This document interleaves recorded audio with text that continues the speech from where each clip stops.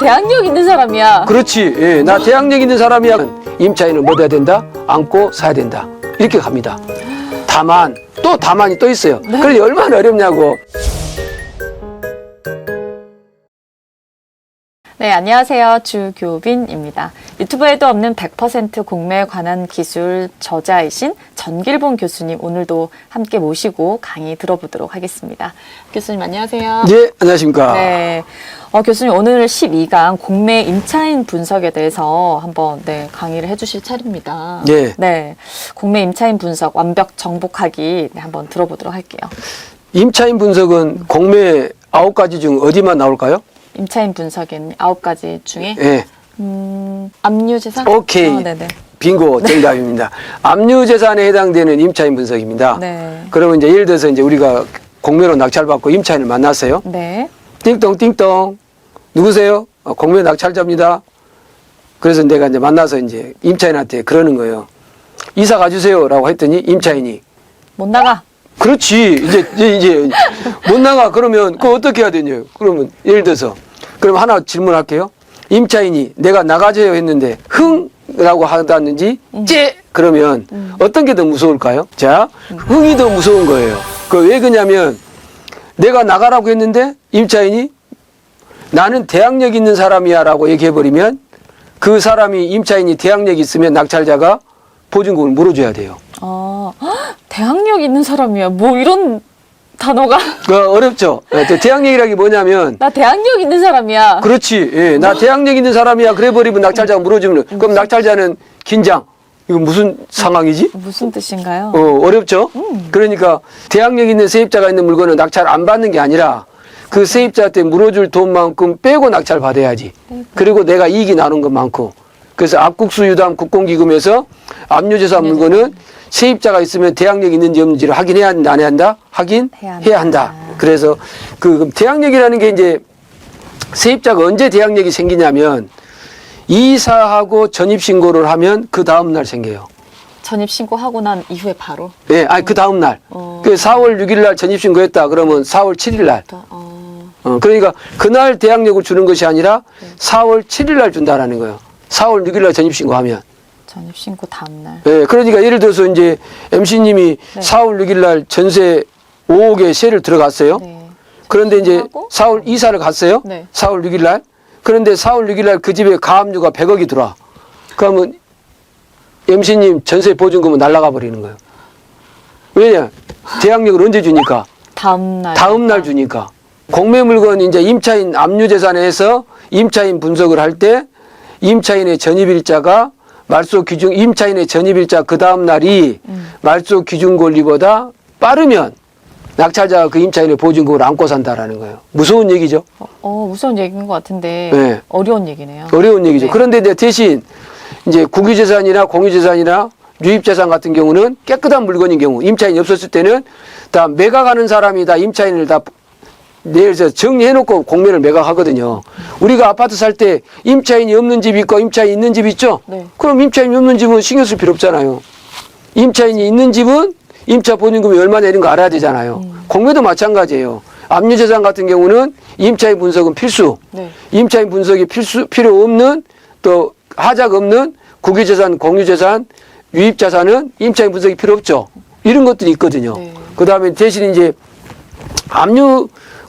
공매가 어려운 게 압국수유당 국공기금에서 압류재산은 말소 기준 권리하고 임차인 분석을 해야 되고 또 국유재산, 공유재산, 유입자산은 임차인 분석이 없을 수도 있고 또 신탁 공매가 있거든요. 네. 신탁 공매는 신탁 등기를 기준으로 그 이전에 임차인은 인수, 그 이후에 임차인은 인수하지 않거든요. 대신 그 이후에 임차인이라 하더라도 신탁 공매 매각 주체가 임차인을 인수하는 조건으로 매각하면 인수. 아우 어려워. 왜 그러냐면 경매는 그걸 안 하거든요. 경매는 그냥 말소 기준 권리 놓고 임차인 전입일자 그 다음 날하고 비교해서 임차인이 늦으면 대항력 없어 딱 끝나요. 그런데 공매는 그놈의 압국수유당 국공기금 때문에 네네. 그래서 어려운 거예요. 그래서 공매를 공부한다고 하면서 공매에 대한 물건을 임차인 분석한다면서 네. 말소 기준 권리가 있으니까 조심해야 한다. 없는 물건도 있거든요.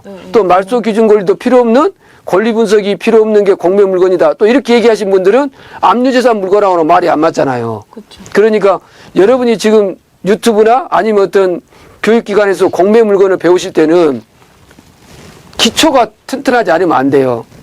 압국수유당 국공기금이 딱 처음에 구분이 안 돼서 출발하면 헷갈릴 수밖에 없죠. 맞아요. 그런데 예. 그러면은 왜 대항력을 다음 날 주는 거예요? 그건 이제 법이 그렇게 정해놨어요. 왜 그러냐면 임차인이 그 법에 보면은 법의 취지를 보면은 임차인이 임차인이 전입을 들어오고 저당권이 들어오면 임차인이 피해를 보죠. 네. 그 다음 날 주니까. 네네. 그런데 이제 저당권이 들어오고 같은 날 줘버리면 임차인이 들어오면 같은 날 줘버리면 저당권자가 피해를 보잖아요. 그러니까 자본주의 국가라는 것은 자본을 먼저도 보호를 해준다는 거예요. 네. 그러니까 임차인이 들어오고 저당권이 들어와서 임차인이 보호를 못 받는 경우보다는 저당권을 설정해 놨는데 임차인을 집어넣어버리면 동순위를 만들어보면 저당권자가 피해를 보잖아요. 그러니까 저당권자가 피해를 보지 않도록 임차인을 그 다음날 준다라는 거예요. 임차인 입장에 봤을 때는 우리들 말로 개떡 같은 소리죠. 그죠? 당일날 줘야지. 그런데 임차인을 보호하는 취지가 아니라 자본주의 국가는 뭘 더 보호해 준다는 거예요? 자본을 더 보호해 준다는 거예요. 저당권을. 그러니까 저당권 설정해 놓고 담보가치를 믿고 저당권 설정해 놨는데 10억짜리 부동산에 7억을 저당권 설정해 놨는데 주인이 이 저당권을 담보가치를 훼손시켜 버리기 위해서 7억짜리 세입자를 집어넣어 버리면 저당권자가 돈을 다 못 받아갈 수 있잖아요. 그러니까 저당권자 보호를 위해서 임차인의 대항력을 그 다음날 주는 거예요. 이해하시겠죠? 임차인 분석을 할 때 임차인의 무슨 날짜를 확인해야 된다? 전입일자. 그 다음날. 다음 날과 이 앞전 시간에 배웠던 뭡니까? 말소 기준 권리하고 비교해서 말소 기준 권리보다 임차인의 전입일자 그 다음 날이 빠르면 인수, 늦으면 소재. 이렇게 원칙적으로 기준을 잡고 계시면 됩니다. 그래서 이제 대항력이라는 게 총 4개가 있어요.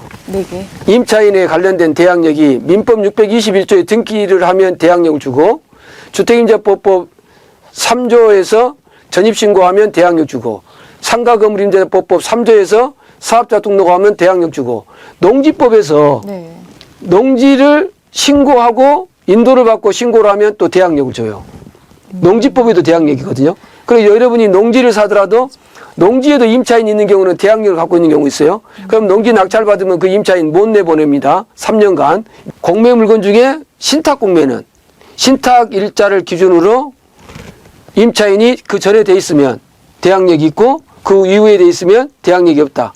다만 신탁 공매를 하면서 후순위 임차인도 낙찰자가 인수하는 조건으로 신탁 공매를 했다고 한다면 임차인은 뭐 해야 된다? 안고 사야 된다. 이렇게 갑니다. 다만 또 다만이 또 있어요. 네. 그러니 얼마나 어렵냐고. 임차인을 안고 산다 하더라도 임차인의 보증금이 최우선 변제나 확정일자로 우선 변제로 배분을 받아버리면 돈을 이제 낙찰대금에서 받아버리면 임차권은 소멸하거든요. 그런데 교수님, 대항 요건이 예. 유지 기간이란 게 뭐 별도로 있는 거예요? 예, 대항 요건을 유지하려면 배분 요구 정기기일까지 임차인이 대항 요건을 유지하고 있어야 돼요. 임차인이 전입신고 빼버리면 안 됩니다.